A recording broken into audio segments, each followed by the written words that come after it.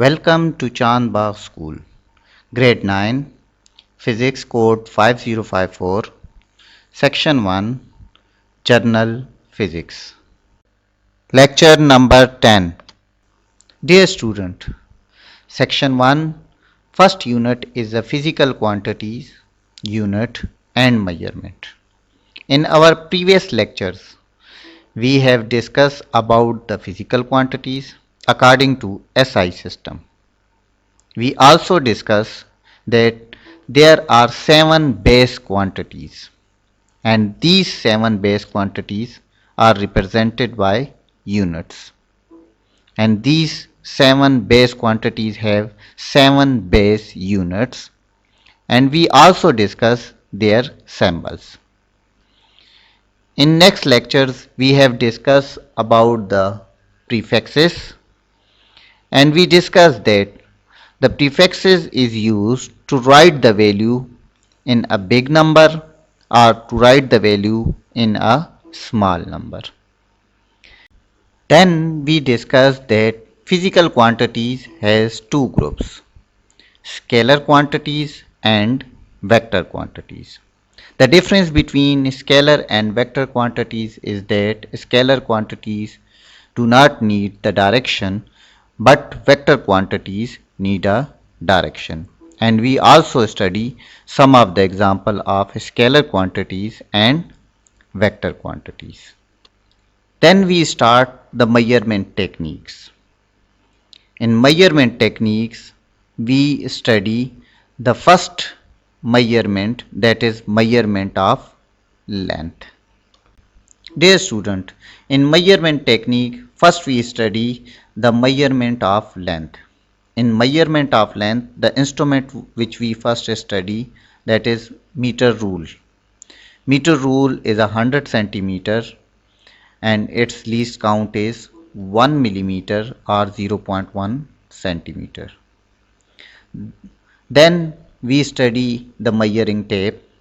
The measuring tape has the same least count as meter ruler, that is 1 millimeter or 0.1 centimeter, but it can measure the length in several meters or feet.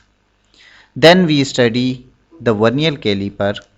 The vernier caliper can measure the maximum 15 centimeter and its least count is 0.1 millimeter or 0.01 centimeter. After that, we study the micrometer screw gauge. The micrometer screw gauge is measured in millimeter and it can measure the small diameter or thickness of the things up to 25 millimeter, and its least count is 0.01 millimeter or 0.001 centimeter.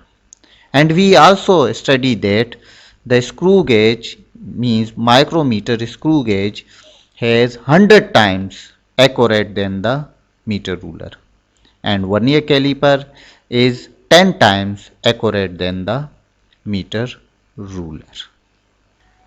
Dear student, the next measurement technique is the measurement of time. Dear student, measurement of time. In measurement of time, in previous lectures we have discussed that stopwatch is used to measure the time. We have also seen the different watches like atomic watch, radioactive watch, digital stopwatch, analog watch, or wall clock. Now here in this lecture we will consider an experiment which is depend on the time. The simple pendulum. A simple pendulum consists of metal bob attached at the end of a string hanging from a support. Basic terms of simple pendulum is oscillation. One complete round trip means if a ball start its oscillation from A and it go to position B and then it came back to position A, so that is one complete round trip of a pendulum is called oscillation. The second terminology, basic terminology of a simple pendulum is time period. The time required to complete one oscillation, one complete round trip is called time period. The next one is the frequency. The number of oscillation, the number of round trips per second is called frequency. So frequency and time has related with one another. So F is equal to 1 over T. The unit of frequency is hertz or per second. So if we consider an experiment that how to determine the time period of pendulum using stopwatch. Set the pendulum into motion. Note the time of 20 oscillation by using stopwatch. Finding the time of one oscillation by using the formula. Capital T is equal to small t divided by n, where small t is the time for total number of oscillation and n is the number of oscillation. In our case, for example, if number of oscillation is 20, then the value of 10 is 20. So by putting the value small t in here, which is find with the help of a stopwatch, we can get the time period which is in second. I hope you will understand this lecture.